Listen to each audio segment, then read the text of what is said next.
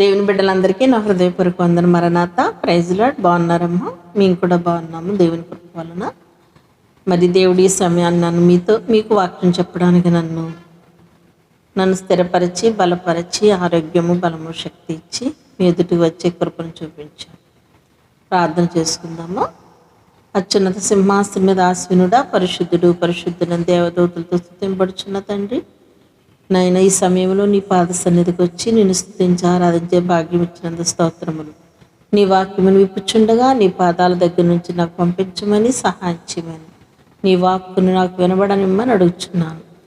దేవా, నీ బిడ్డలు వినుతోడనే వారికి వెలుగును ధైర్యమును బలమును శక్తిని జ్ఞానమును దయచేయమని, నాయన ఈ వాక్యం ఎవరు వినుచున్నారో వారి కుటుంబాలను ఆశీర్వదించమని, మా దేశాన్ని మా దేశ ప్రజలను మా రాష్ట్రాన్ని మా చుట్టూ ఉన్న వారిని అందరినీ కాపాడమని, ఎవరు ఏ సమస్యల్లో ఉన్నారో వారి సమస్యలను మీరు తీర్చమని, మంచం మీద ఉన్న వారిని స్వస్థపరిచి బాగు చేయమని అడుగుచున్నాను. ఉద్యోగం లేని వారికి ఉద్యోగం దయచేయండి.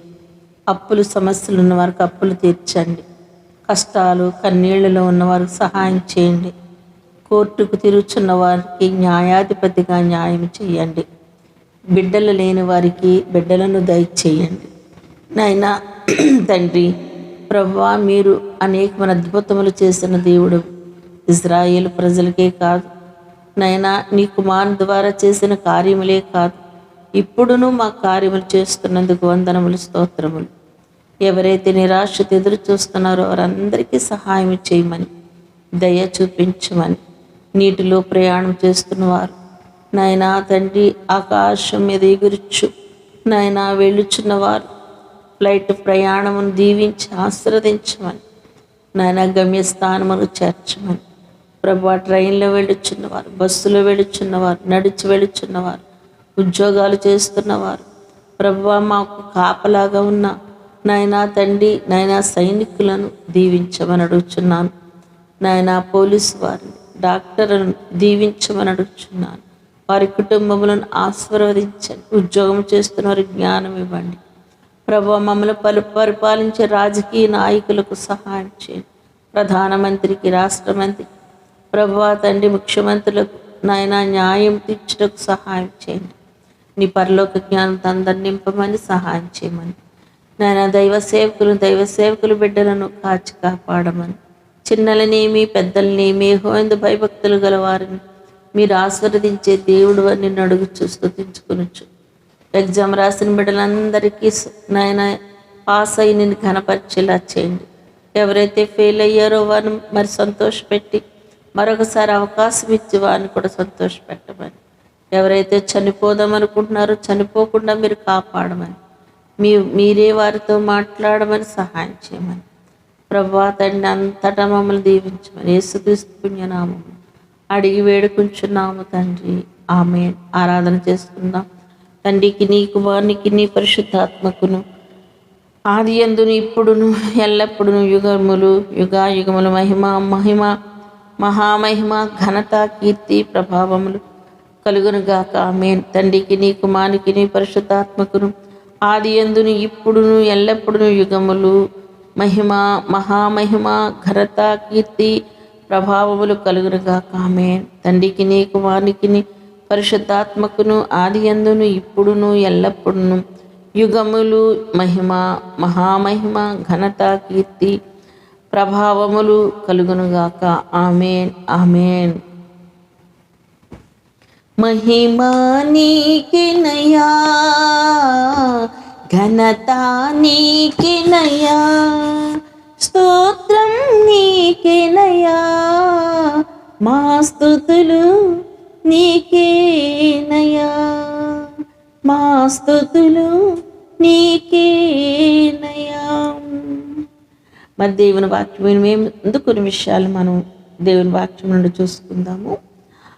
యేసుక్రీస్తు ప్రభువారు శిలువ మీదకి వెళ్ళక ముందు ఆయన చేసిన కొన్ని పనులు మనం చూడబోతున్నాం.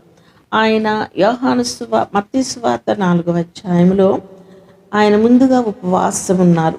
ఉపవాసం ఉండి ప్రార్థనలో గడిపారు. అప్పుడు సాతానుడు ఆయన శోధిస్తూ వచ్చాడు. సాతాను జయించే శక్తి దేవుడు ఆ తండ్రి ఆయనకు అనుగ్రహించి ఉన్నారు.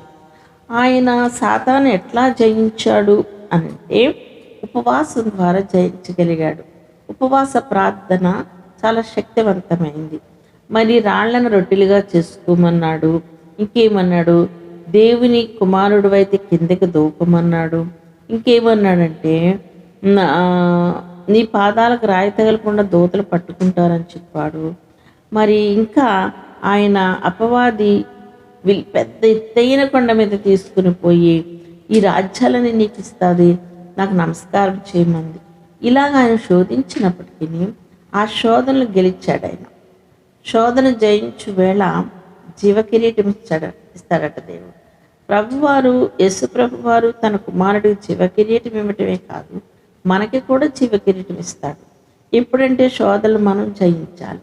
ఈ శోధనలన్నీ జయించిన తర్వాత ఆయన ఏమి చేశారు అంటే యేసుక్రీస్తు ప్రభువారు అందరికీ కనబడాలని మార్కు సువార్త 11వ అధ్యాయంలో ఏం చేశారంటే ఒక గాడిద మీద కూర్చుండి అందరికీ కనబడాలని ఆలోచన చేస్తారు.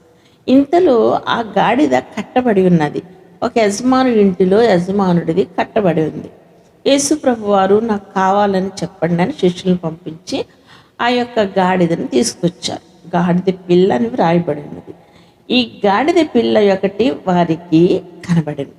అయితే ఈ గాడిద పిల్లని కట్టబడినప్పుడు పాపం అది పక్క చిక్కిపోయిందని కూడా వేరే దాంట్లో వ్రాయబడింది. ఆ గాడిద పిల్ల రొచ్చు కొంపలో ఉంది. అసలు దాన్ని పట్టించుకోవట్లేదు యజమానుడు. అది చిక్కిపోయింది, కట్టబడి ఉంది. దేవుడికి ఎంత ప్రేమ! అనేకమైన గాడిదలు ఉన్నాయి, అక్కడ సింహాలు ఉన్నాయి, పులులు ఉన్నాయి, వంటలు ఉన్నాయి. ఎంతో ఆయన ఏది పిలుస్తుంది వస్తుంది అక్కడికి. వాటన్నిటినీ కాకుండా కడది, పనికిరానిది, ఆ బరువేసి నడిపిస్తారు దాన్ని. ఏదో గాడిదలో ఉన్నామో తిడతారు పిల్లలు. ఇట్లాంటి వెనకబడినది చెప్పాలంటే దాన్ని ఎవరు లెక్క చేయరనమాట. దాని మీద ఎంత బరువు పెట్టినా మోస్తుంది. పాపం నోరు ఉండదు దానికి. ఎంత పాడేసి కొడతా తోలుకుని వెళ్తారు.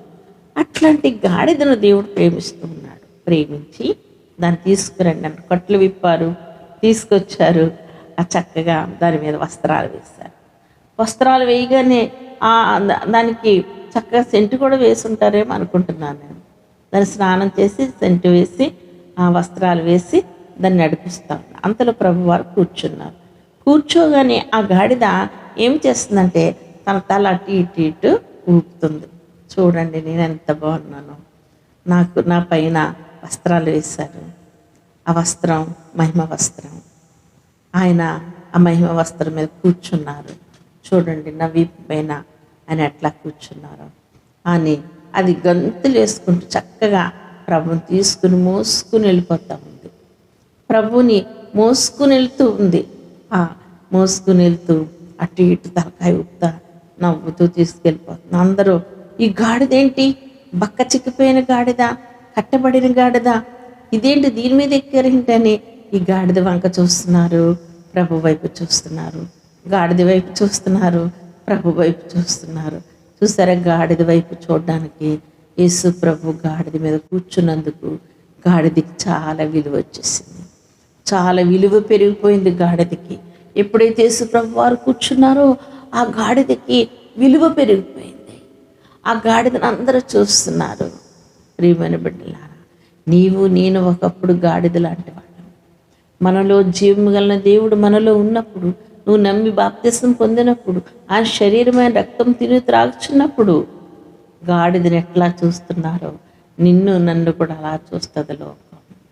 మనకొక సౌందర్యం వస్తుంది, మనకొక మహిమ వస్త్రము, మనము ఒక అద్భుతమైన రీతిగా అలంకరణ మనకు దొరుకుతుంది. ప్రభువులో జీవించుటే ఎంతో భాగ్యము. ఈ గాడిద మీద కూర్చున్నప్పుడు యేసు ప్రభు అందరూ చెయ్యుతున్నారు. అందరూ హోసన్నా హోసన్నా హోసన్నా అని పాటలు పాడుచున్నారు. హోసన్నా జయం జయం, హోసన్నా జయం జయం, హోసన్నా జయం జయం, హోసన్నా జయం జయం అలా పాడుకుంటూ వెళ్తుంటే అందరికీ యేసు ప్రభు చూస్తున్నారు. చెయ్య ఇక మళ్ళీ ఆయన కనబడడు, మళ్ళీ గ్రామం వెళ్ళడు. యేసు ప్రభుకి సిలువకు అప్పగిస్తారు. ఆ దేవుడు ఆ గ్రామమును ఎంతగానో ప్రేమించారు. ఆ గ్రామంలో ఉన్న బిడ్డలు ఎంతగానో ప్రేమించారు. ఎవరైనా వివాహం వచ్చినప్పుడు రోడ్డు మీద వెళుతున్నారు అనుకో, డ్రమ్స్ కొడతా వెళ్తారు. అప్పుడు లోపల ఉన్న వాళ్ళందరూ బయటకు వచ్చి డ్రమ్స్ ఏంటో చూస్తారు కదా. అలాగే యేసు ప్రభువును చూడడానికి అందరూ కూడా పాటలు పాడుతూ జయం చేయమంటుంటే లోపల ఉన్న వారందరూ వచ్చి మెస్సీని చూస్తున్నారు. దావీదు కుమారుడు అయినా అని చూస్తూ ఉన్నారు. అలా చూస్తూ చూస్తూ సంతోషిస్తూ పాటలు పాడుకుంటూ మళ్ళీ ఆయన ఒలీవ కొండకు వెళ్ళిపోయినట్లుగా మనం చూస్తున్నాం. ఇంకా ముందు భాగంలోకి పెడితే మనం యేసు ప్రభు వారు ఇంకా అప్పగించడానికి, ఇంకా ఆయన సిలువకి ఎక్కడానికి చేసిన కార్యములలో ఇది ఒక గొప్ప కార్యం. యేసు ప్రభు వారు అందరి పాదాలు కడగాలని ఇష్టపడ్డారు. ఇష్టపడి అక్కడ ఏం చేస్తున్నారంటే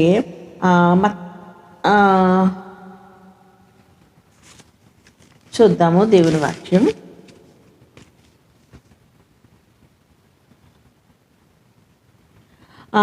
యోహాను సువార్త 13వ అధ్యాయంలో చక్కటి మాట వ్రాయబడి ఉన్నది. అది ఏమిటంటే, యేసు ప్రభు వారు యేసు అతన్ని చూచి చేసిన వాడు పాదములు తప్ప మరి ఏమీ కడుగనక్కర్లేదు.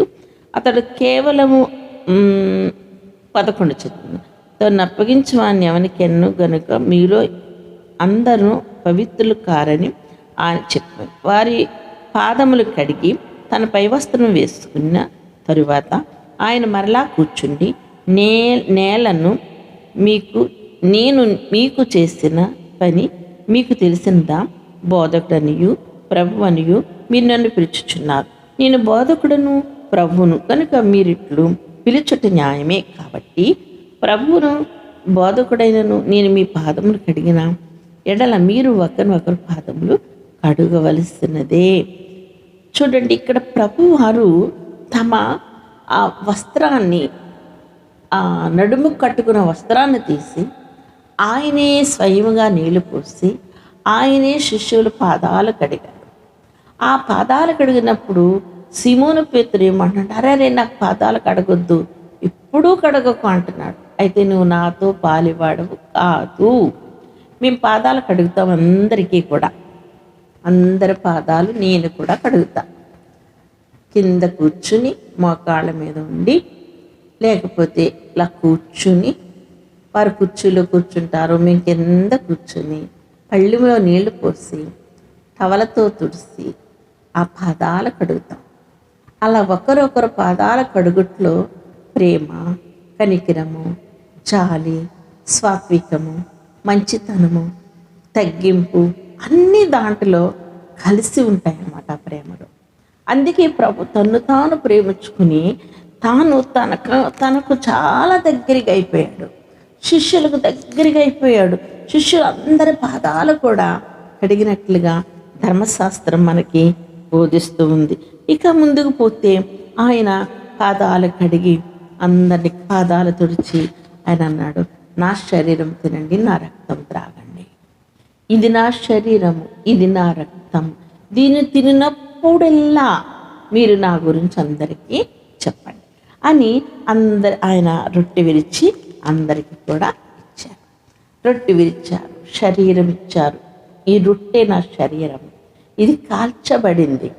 ఇది కాల్చకముందు ఇది ఎట్లాగంటే విత్తనం. ఇది ఈ విత్తనము ఏమైంది అంటే దాన్ని మరపట్టి పొట్టు తీసి జల్లించి మెత్తగా చేసి కాల్చి దాన్ని రొట్టిగా చేసి ప్రభువారు మనకిచ్చారు.